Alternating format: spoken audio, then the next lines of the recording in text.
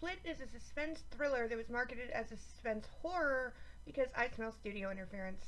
Spoilers! Before I get to my review of the movie proper, a short rant on studio interference, and I put this on a Shyamalan movie because while his movies have certainly suffered from other problems, there is a bit of a recurring theme of studios stepping in and changing plot elements or marketing strategies at the last minute and it having a negative impact on how the film is received. When it comes to Shyamalan films, I've noticed 3 times where early marketing and premiere marketing have differed significantly. The first was The Village, which very early on I heard referred to as a period romance, which fits the movie much better than the whatever horror that it was marketed as, and I feel if it had been marketed the way it was intended, it would have been much more well received.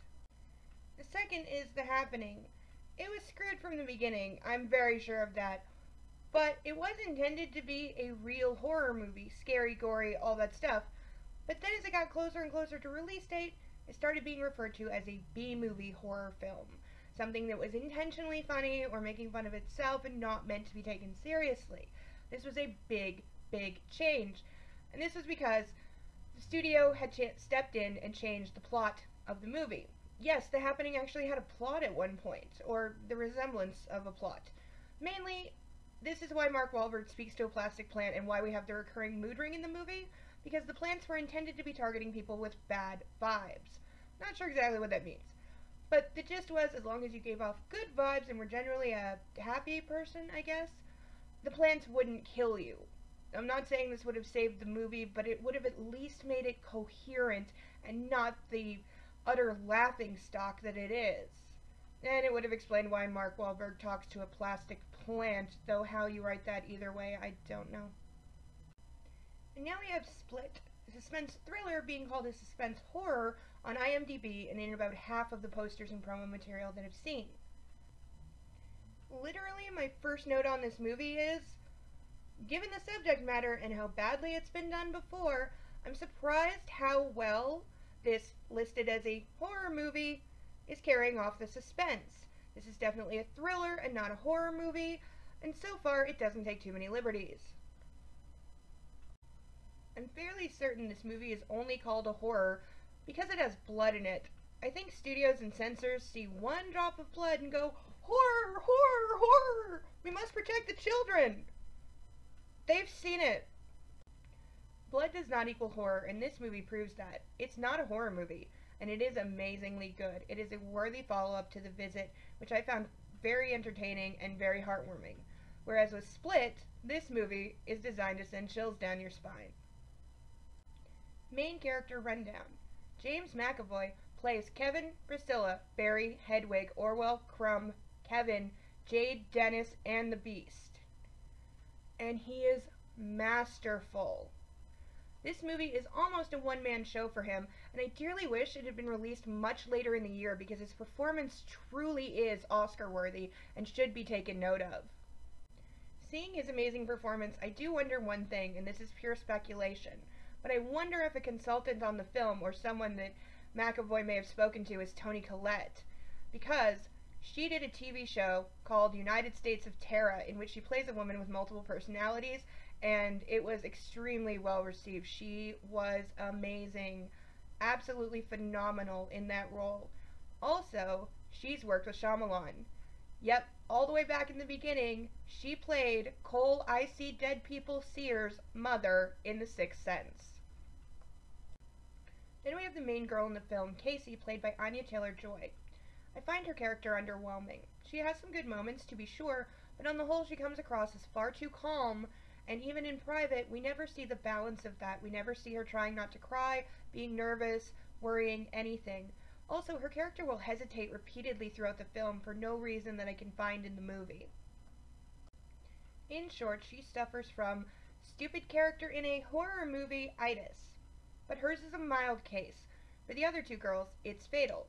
But they are so useless and annoying that you don't really mind, and since they have very little scene time, they're very forgettable. Which is a little odd when you realize those 2 were the targets of the personality Dennis after they, most likely, made him touch their breast in a prank which triggered him to kidnap them for reasons we're not ever really sure of. Casey is only there by accident, and Casey's character is prone to flashbacks. We really only need the first one in the woods to understand her and her character and everything we need to know. But then there are several more. I feel it would have been a lot stronger and stayed more visceral if we'd only had the first flashback. Then we have Not the Best Therapist Ever, played by Betty Buckley. Throughout the movie, she is well aware that her patient is in crisis, and she's getting repeated emails begging for help, suggesting that something is terribly wrong. She's aware she's being lied to and deceived about who is in control of Kevin's body, and that there is some history involving Dennis and bad behavior towards teenage girls. And yet she waits more than 2/3 of the movie to actively do anything. The main plot goes something like this. The three girls are taken to an underground bunker and maze of long hallways with a lot of pipes. They're quickly split up, and we meet the various personalities, such as Priscilla, who I love, though she is apparently evil, being a member of the Horde, which is a group of some of the altered personalities that are trying to take permanent control of Kevin's body. To what end, we're not entirely sure. There's also fashion designer Barry, who's adorable, Dennis, who is OCD about cleanliness and wants to see the girls dance for him, and my favorite character and all of the best parts of the movie, Hedwig! Most of the movie is Casey feeling out the situation, learning how to work the different altars, and looking for a way to escape. Intercut with the way too slow on the uptake therapist oh so slowly figuring out that something is very wrong and deciding to go see Kevin.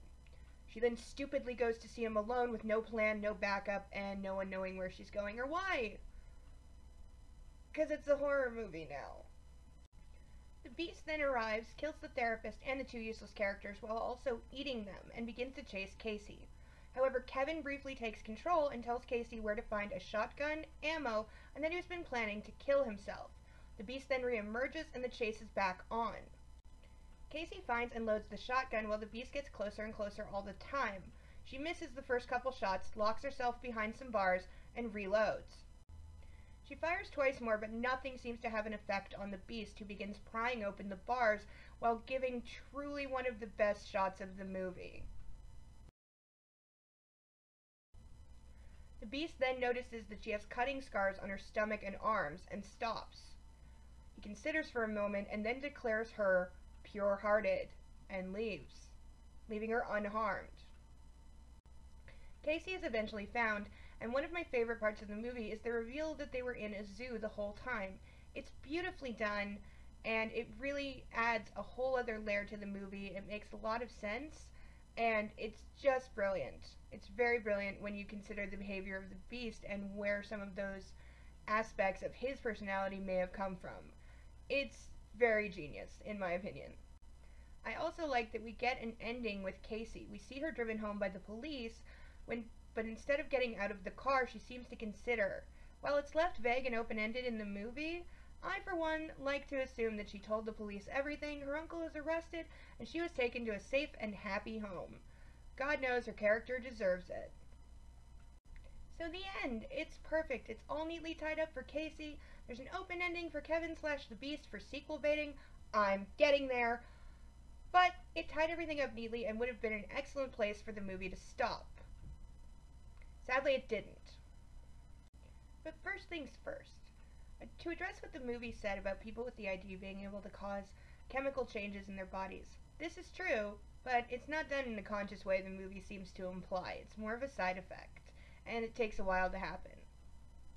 It's also true that different personalities can have different medical problems from the others, or different skills such as fashion design that no one else will have. Early on, the movie seemed to be making such a point of trying to show that this disorder is real and all the things that it really can cause. We even see the therapist trying to convince the greater psychiatric community of this several times, which is very much how it is in the real world, and I like that the movie has this real element to it. But that thread seems to get dropped, and ultimately she's not a very good therapist, so it flounders a little towards the end. But back to just what is real in this movie. And I don't know what side I'm on here, and I maybe hate the ending all the more for this, and I love it all the more for this. The climbing the walls is where the movie leans towards the too far point for me, and I'd imagine a lot of people felt that edge right about there. But I will say this in its defense. Those walls are not flat. They have not turned him into Spider-Man. Those walls have bumps on them, much like indoor rock climbing walls, and later on we get a brief glimpse of Kevin looking at his hands, which are bruised and bloodied, and it looks like some of his fingertips may be broken. This is a really subtle little thing, but I love it, and it shows that it is possible that he just clung onto that wall with his fingertips and toes, regardless of the damage that it caused, because he decided that he could. The veniness, besides being a really obvious CGI shot, could be put down to adrenaline or various other tricks that bodybuilders use to make their veins pop out. Also, parkour is very much a thing and becoming more popular all the time, so the hanging from the pipes and punching out the lights, totally possible. As for the running fast, of course people can run fast. Why is that even a question? As for the knife breaking, if you listen closely, there is a sound of flesh being stabbed the first and second times before it breaks. Now the knife could have hit his ribs, could have hit something in his pockets, but ultimately it is shown to be a flimsy small knife, and I don't find it inconceivable that it would be crap at stabbing and that it could break very easily, especially when being used at a sideways behind angle. The taking bullets without getting hit. I'll just put this one out there. She's using a shotgun. Shotguns fire scattershot pellets, not a single bullet. Also, she's shooting through a metal door, so that would have deflected a lot of the pellets. One of the most glaring things for me in this movie is when the Horde is looking in the mirror and they say that the bullet didn't go through, believing that this means they can't be killed. However, they are bloody and the bullet clearly went into the muscle, so that doesn't exactly work, but if the movie had left it up to being a delusion or their altered perception of reality, I would have been okay with that. But no, it gets much worse than that. And I'm getting there. But I also must say, we have no idea what those shells were loaded with. Think about this. If any of the other personalities knew that Kevin was planning to kill himself, and therefore all of them too, wouldn't one of them have maybe stepped in and tried to stop this, to try to save them all, to protect them? Couldn't they maybe have switched out the shells with non-harmful ones or reloaded them with something less lethal? I think this is definitely possible. I so sincerely wish this is what we saw in the mirror. Just one line of Priscilla telling Hedwig that of course she switched the shells and she would always protect them. It would have been perfect. It would have been the perfect end. But no, we then get IMNSHO, the worst part of the movie. It's unnecessary, and I feel that it destroys a good part of the movie and really undermines what it could have been. My initial reaction was, oh my god, it's actually true. Because while I'd heard rumors of an Unbreakable 2 going around, I didn't believe them because Shyamalan is so well known for never doing or allowing sequels. I wish he'd stayed that way. And the cameo isn't even that good. The two women talking that sets up the Bruce Willis appearance are either really stupid or they never watched the news before, because they're talking about how the story of these kidnapped girls and the fantastical things seemingly the Beast can do is reminding her of Mr. Glass from many years ago.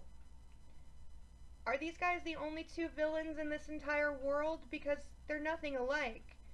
The one guy kidnaps teenage girls, and the other guy staged massive terror attacks and killed hundreds and hundreds of people. Those are not the same. While writing this, I watched Chris Stuckman's spoiler review, where he called this movie a supervillain origin story in the world of Unbreakable. And I couldn't have said it better myself, and this is where the movie makes my soul sad.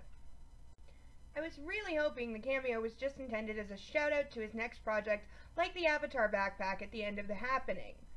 But no, it's intended to be part of the movie.